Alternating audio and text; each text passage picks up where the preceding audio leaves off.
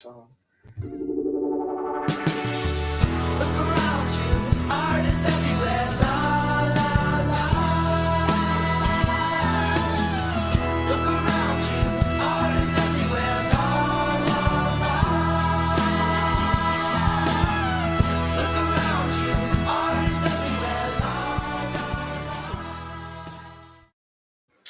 All right. Good morning, everyone. This is George from Revere Picture Framing in Middletown, New Jersey, and this is Framed in Jersey. And I am with my friend Samantha LaRochelle. LaRochelle. I should know that. LaRochelle, and she is my friend Mark's daughter, and we're talking about a few things, but mostly today we're talking about her movie. She is an up and coming star in the movie and film industry, and she's working on a project about her dad, and it's called Next Steps. And I'm very proud to have her here, and I'm friends with her mom, her sisters, and she's just a great kid. So tell us a little bit about your project. Yeah, so it actually started as a feature, and I'm making it as a short. So a proof of concept is like the general term for the feature. So the feature I wrote in a class, I just graduated from NYU, and it was about the broader kind of experience of my dad was sick when I was a senior in high school, and I had a lot going on because I was also a senior in high school, Right. and I felt like everything was piling on top of each other, and it's not a very common experience for someone in high school to experience, and none of my friends really knew how to interact with me about it. Right. And all of that. So it felt pretty isolating sometimes, especially because I was not like a crier. That wasn't my experience with like active grief, especially. Right. And even after the fact, that's just not how I process things. So I remember feeling very like, even though no one made me feel that way specifically, just internally feeling very like, I'm not doing this right. I'm not like interacting with this experience correctly. And like, that's a crazy way to feel when you're already grieving. Right. So I remember thinking to myself, I want to make something eventually, not at that point, because it was obviously too close. Too close, sure. But I was like, I want to make something for people who experience this like me and who need like quiet alone space in order to process things as opposed to immediate outward reactions. Yeah. And like, I need to figure out how is the best way for me to ask for help from people when I'm not outwardly crying all the time. And it's not obvious to people that like stuff is going on for me. So that's how it kind of started. I wrote the feature was about a lot of things, but it was, mixing all of that, which is why it's called Next Steps, is because next steps is a term that doctors use a lot. It's also a term that college counselors use a lot when you're moving on to that next stage in college. So I felt like that term was being thrown around just a ton when I was at that point in my life. And it always kind of made me laugh how different the meanings were, because next steps for my dad were always like, how do we make you more comfortable? How do we, move on in that way? And next steps for me were like, how do we get your SAT scores up? Like very like onward and upward as opposed to the opposite, essentially. So that was where it started. And now the short is, like I said, a proof of concept for that. So kind of trying to get that concept across in a much shorter time frame. So it's about it'll be about 7 minutes, and it hyper focuses on a moment in time within that type of a story. So it specifically is about the daughter character, who is like a lens for me, finding out that her dad is terminal, like it's not going to get better. Right. And I didn't have a lot of fights or like outward anger, but I realized after the fact that a lot of what I was feeling internally and why I was feeling so guilty was like my grief response was very angry and very like, I didn't understand why this was happening, and I didn't express it because I knew there was nothing anyone could do, but like that's what I was feeling internally. So this is a fight that didn't happen, but like I want people to know, if your brain is going here, you're not crazy and you're not evil. Like that's just sometimes where people go. So that's what this is about. Yeah. So I wanted to bring you on because Mark was a dear friend of mine, and to let everyone know, Mark passed away, and you are his daughter. Yeah. And Mark was so energetic. You met the guy, you immediately loved him. He was just a ball of energy. He loved music. He loved comic book men. He loved Kevin Smith, and that's how I met Mark. Mark came into my shop. There's certain things that as a person, as a business owner, you can point at certain people and say, this person changed my life. And Mark definitely was that person. And I want you to know that too, that he came into my shop and he always brought these autographed Kevin Smith and Wolf Flanagan comics. And after like the third, and they were like, this is, issue number one. And he goes, I'm going to frame three of them. I want one for myself. I want one for Kevin. I want one for Walt. So after the third one, I said, and this was me still being very, kind of sheepish, I guess, because I don't like stepping on people's toes. I was like, you think maybe next time, you see them, you can get one signed to me? And I wanted to bring that today to show you too. I was like, oh man, I totally forgot to stop by, but it's hanging over my counter. And he brought the third one. And I think it was Batman, the Widening Gyre.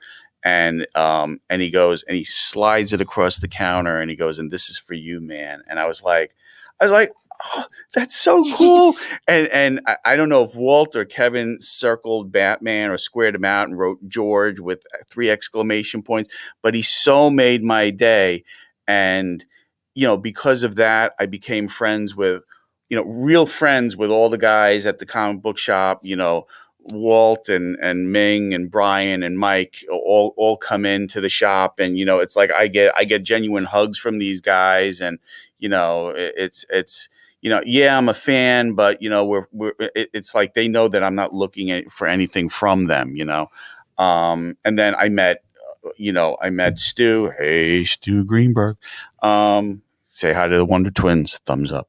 And I met him through the show, and and then I started following Allison's band, and I took some cool shots of you at the ice cream place that time. I still see that one. You were so into the moment, and that's such a cool shot. My sister is Allison. We were just, if anyone doesn't know, we were in a band for a long, long time before she went to college. Crimson Sky, right? And now she's Allie in the Yeah, she was Allie in the House Cats in college, and now she's been doing a lot of independent work. I think she's actually trying to release music at some point. So she's been recording. I'm just saying the whole family is super, super talented, and that comes back to Mark.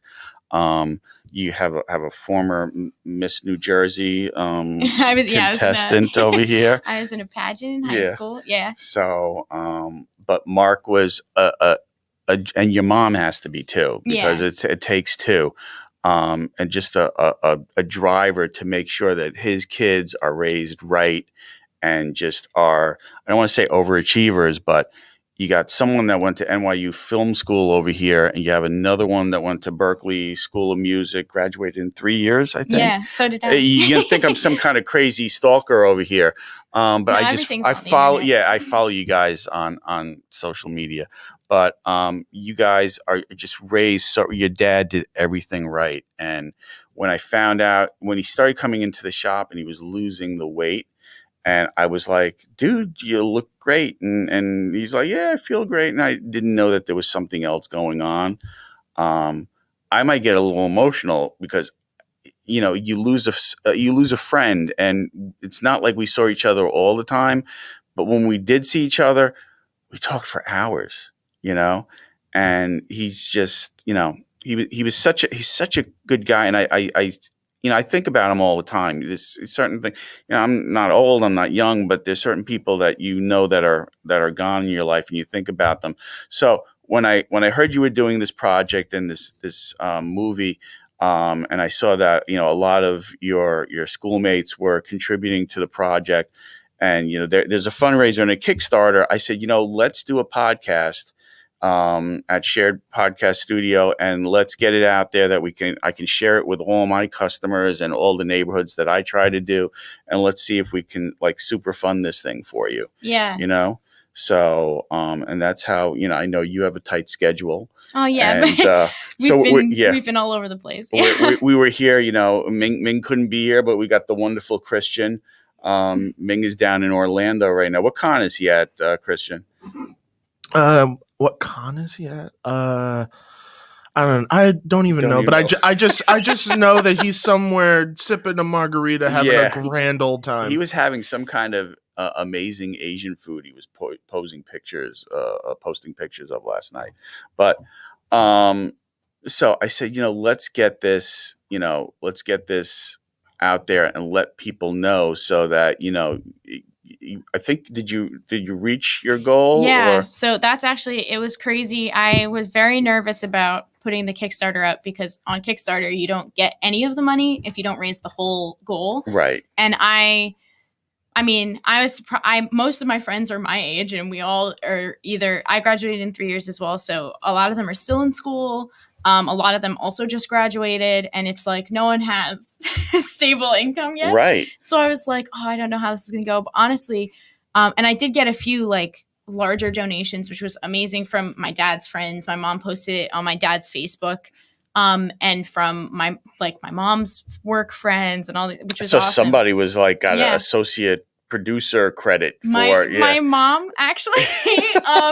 My mom donated like $1,000, and I said, "Mom, you don't have." I was like, "Mom, like you don't have to donate that much," because it was early too. I was like, "Hey, let's see. The funding's got to come from somewhere." And she said, "I want that credit," and I was that's what I was gonna say. Yeah. I was like, what? I didn't think she cared. She was like, no, I would like the producer credit. She already picked out her picture for IMDb. So I was like, okay. But yeah, that was my biggest donation, obviously, was from my mom. But it was crazy that a lot of my friends ended up donating small amounts and whatever. But like all that added up so quickly. And I was shocked at the amount of people who like would chip in, even if it was like $5 or $10. Like people were really wanted to help me in some way. Yeah. And I just thought that it was like really overwhelming. It only took like 3 or 4 days for us to reach the goal. That's awesome. And then since then, it's still live until August 1st, just because Kickstarter makes you choose a date. And, right. So everybody, so until August 1st. So everybody who's listening right now, where can they go to see and contribute more funds to the Kickstarter? I'll put in the comments. I was going to say so I have my Facebook page has links to it. I have my personal Facebook page, which has the links to it, but also I have a page that you can like a professional page. Both are under my name, Samantha LaRochelle. LaRochelle is LaRochelle.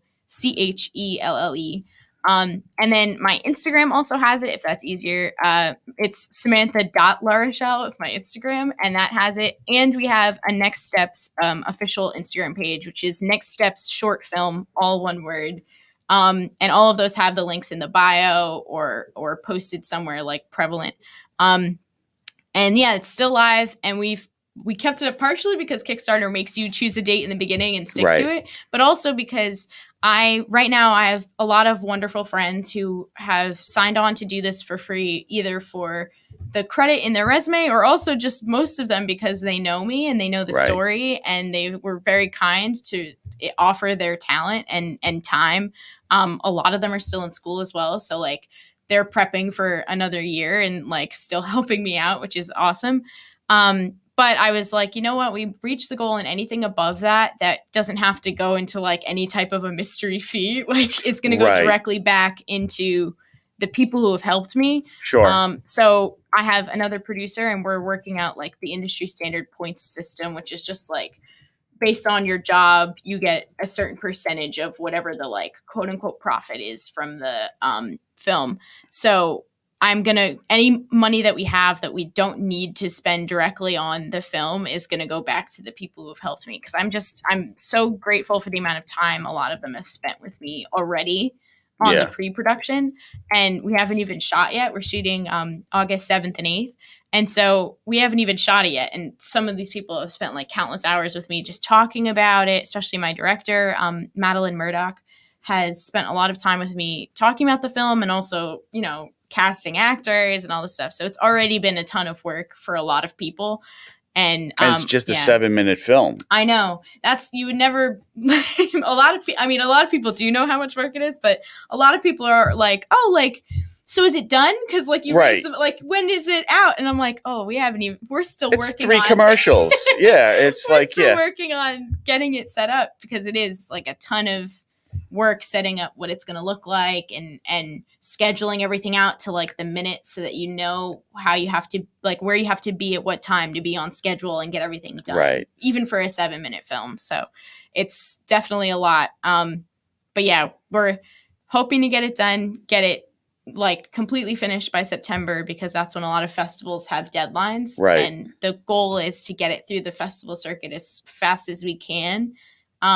Because this is like my personal, I wrote it, I'm producing it, and I'm going to be in it. So this is my personal debut in a lot of like professional places, because before this, all of the things I've ever had in festivals have been student films, and sometimes specifically in student festivals. So this is like the first very, very legitimate, no Stepping school out. help that I've done. So So that's amazing, you know. So, you know, everybody that can, you know, even if you need like, you know, $10, if you can, this is a hometown hero right here. You can say you knew Sam when.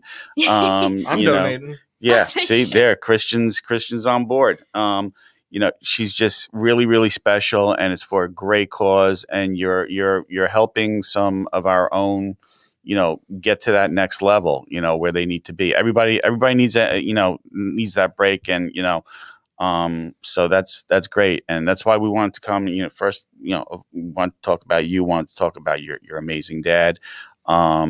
So, you know, when I heard about the project, I said, definitely let's do this. And I knew that, you know, there were so many things, and I was telling you out in the lobby that I was like, I didn't want to put the, you know, the kibosh on this, you know, because I knew that you have limited time and you're in Staten Island doing your film. And I said, you know, I said to my wife, she goes, maybe you should let Sam know that this isn't going to happen because Ming was in Florida, and I didn't know if Christian was going to come in. And I said, well, I'm going to put positive energy out there and say that this is going to happen. Your positive energy worked about 20 minutes late, but it worked. It worked. You know, you were on time, man. We were early. All right. I love your positive outlook.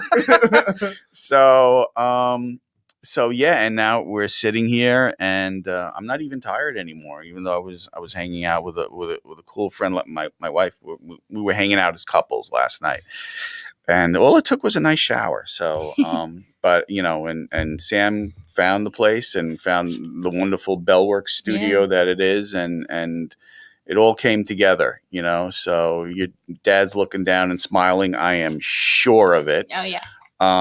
Because I know he would love the surroundings that we're in over here. I was just gonna say, I think even the room, I was looking at. Was he a nerdy posters. guy? Oh yeah, my dad was a huge comic book fan, Kevin Smith fan. I was just thinking the other day, I just saw that Clerks 3. I knew it was gonna happen, but I just saw that they're shooting in August, like very close to where I live, because we used to go to the Quick Stop like all the time, and so. I was like, even if you would have been very excited to hear this news, because he used to go on the set tours and stuff all the time. Right. And like, they're going to use them as sets again. I was like, he would think that's so cool. So he definitely would have liked this room. And also just, I didn't know how intense the inside of Bellworks was before today. Oh yeah.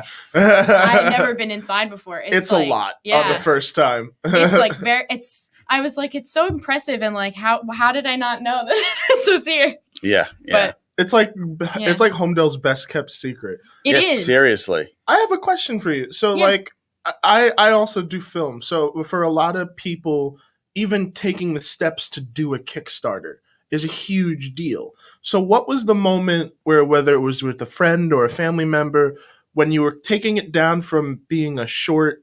From being a feature to making it a short proof of concept, where you were like, we're going to do this. And like, you set up the Kickstarter. So like, what was that moment for you? So originally, about a year ago during the quarantine, I had started seeing a therapist, and she was like, what are your plans for after school? And I don't like not having answers to things, but I also like genuinely didn't know yet because I was so focused on everything, like getting everything done to graduate early and whatever that like usually I have a lot of next steps planned. But I was like, I don't really know. So, but I didn't want to say that because I didn't want to fail therapy because that's the thing you can do. You can fail therapy. You got a C+. Yeah. So I was like, oh, I have to think of something. So kind of out of almost nowhere, I had written the feature for a class and I was already revising it. I'm still revising it because the feature is something I'm still actively like shaping and learning about as I do the short. Mm-hmm. But I remember I just told her, well, I wrote this film and it'd be really awesome to make an indie film. And I was in a class at the time that was like independent strategies for independent producing. And I was like, you know, like, yeah, he always makes it sound like it's not terrible to like kind of get it all together or whatever.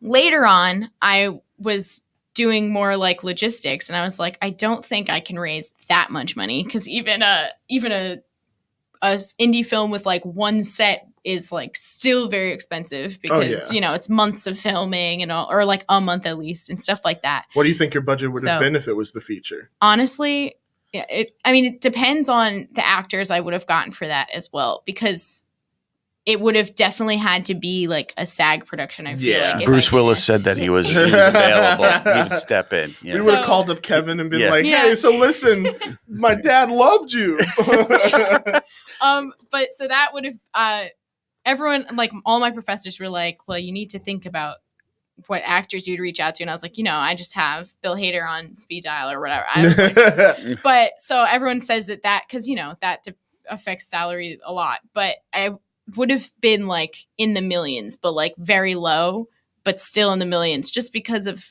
the amount of time and the amount of crew I would need and all of that. And that's like people are always like, oh, my son made a film or whatever. And I'm like, yeah, but did he make a film with all like people who just did it for fun in high school and whatever? He did it with his iPhone Plus. Yeah. And I'm like, it's very... He actually did it on a VHS camera. So like, that's a movie, right? Yeah, but it was on his shoulder and it was like, you know, VHS from the 80s. So that I was like, I don't think I could ever unless I knew investors, like there's no way, even though that would be considered a cheaper film, I still don't know if I could do it. Even if I got it in like, let's say I was able to do it in the like tens of thousands, which I think is possible if I had all no names, all, you know, stuff like that. Even that, I'm like, I don't have enough people that I know personally to get tens of thousands. So that, and you want to keep your credit line in check. You're like, no, we're not credit carding this movie. Yeah. Sorry, Kevin. Right. Exactly. So I was like, okay, that financially seems like it would be a whole bunch of things that I don't know how to do yet. I took a bunch of producing classes, but this is the first thing outside of like school that I've produced. And I was like, as a producer, I'd be in charge of trying to find some investors. That would be part of my job. And like, I was like, I don't know anybody. So we're going to scrap that, even though that was my original answer. And I was very serious about making a movie this summer. So that like from the start, but once I was like, okay, let me write this as a short. And I wrote the first version and it was about 15 pages. And then I was like, let me write this as a short that would get into festivals. So I made it under 10.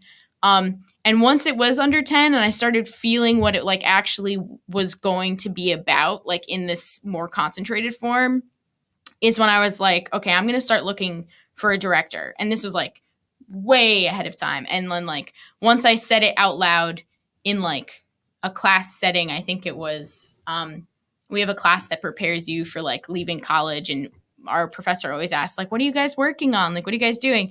And so one day I had finished writing an under 10-minute script that isn't the final version that it is now, but it was like definitely way closer than other versions. Oh yeah. Once I had it, I said it out loud. I was like, actually, I am making this short this summer and I am looking for collaborators really early because it was like way before the school year was over. So I was like, if anyone has any interest in being a part of a short, just let me know. And from that class, I got like a whole bunch of emails. I did find my director. And like, once I had other people involved, I was like, it was real. I was like, it's definitely happening, because I still didn't have the whole team, but I was like, I now have other people who are willing to invest like time and energy into this. So I'm going to make sure it happens because like I'm not going to like waste this person's time. And it's a 2-day shoot. Oh, you said so 7-page script. I'm like excited for you because when you step on that set, it's going to be the most stressful thing. Oh yeah, but wonderfully stressful. Yeah. I don't know how else to describe a film set. Yeah, because I love being on set. It's so much fun. The best stress. It's the best. Yeah, it's the best stress. But like, more power to you because not a lot of people even take that step. Yeah. To even be like, let's go do it. Yeah. Because some people just get stuck there out of fear of rejection of projects. Yeah. And that's understandable. But like, you actually did it, and that's so commendable. Yeah, so thank you. Well, she's an amazing person. She is, So and I will say the Kickstarter was probably the scariest part because then other people who aren't making the film are also invested in the fact that it happens. So I remember setting it up, and Kickstarter, I didn't realize they like take a day or two to like verify you as a human being. So wow. In my brain, I was like, all right. I was like a little nervous, and I'd researched how to do a Kickstarter, and I had learned about it in high school way back when we were doing shorts in high school. I'd never used it, but we had learned about it. And so I was like, okay, I'm going to set this up on this day is when I want it to go live.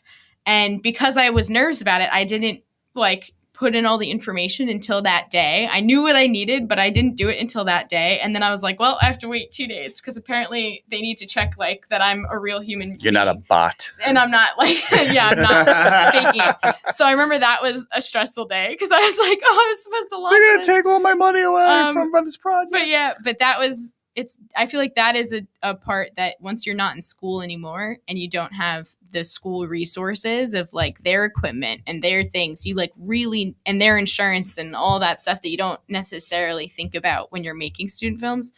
That was definitely a point where I was like, I need to make sure I have enough money to do all the things that school used to pay for and to buy everybody food because you got to feed people. Transportation. Because I was like, at the very least, it's not going to cost you money to get here. Like, I don't want the film to cost you money.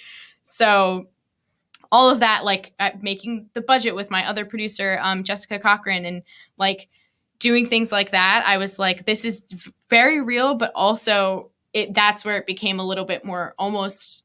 I don't want to say scary because I was excited the whole time, but it does become a little scarier once like other people know about it and are invested in it in like a very real way. Mm-hmm. So, but I'm really glad that we put it up and it was so successful so quickly because I was like, I'm losing all this time with them identifying me as a person. And in reality, it took like 3 or 4 days. It was crazy. So that was definitely a scary step. Especially being out of school because it costs more money when you're not in school. So, but if anyone's looking to do it, it's really, I recommend it. I recommend Kickstarter for a few reasons. That everyone takes a percentage, but Kickstarter, when things are all or nothing, people are actually more willing to donate. Yeah. Than if it's like one of those that lets you keep any portion that you get. So I recommend Kickstarter. I think it worked out well. And also like, they send you like daily little progress reports and stuff. It's a great site. But if you're looking to do a film, I say do it. Get a Kickstarter like mapped out first. Like I had all my Instagram posts made before I That's a great idea because the clock's running. Yeah. So yeah. And actually one thing I didn't have made was I only had the 25% and 50% their Instagram posts made. And then I made a bunch of other ones about the crew and all this stuff. Because I was like, oh, that'll take like a little while. I'll have a little bit of time. We made it to 75% like the first day.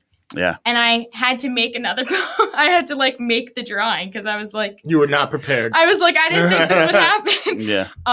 But I'd say definitely like map out where you want to be at certain points, map out your Instagram posts because that goes quickly. And sure. If you don't have that made and you're trying to also produce or direct or whatever your role is, then like you're going to be like, oh, I don't have anything to post and I haven't posted in 2 or 3 days and then you lose all your momentum. So that's just random advice if anyone listening wanted to make a film. Failure to plan is planning to fail. Yeah. So very cliche, but true.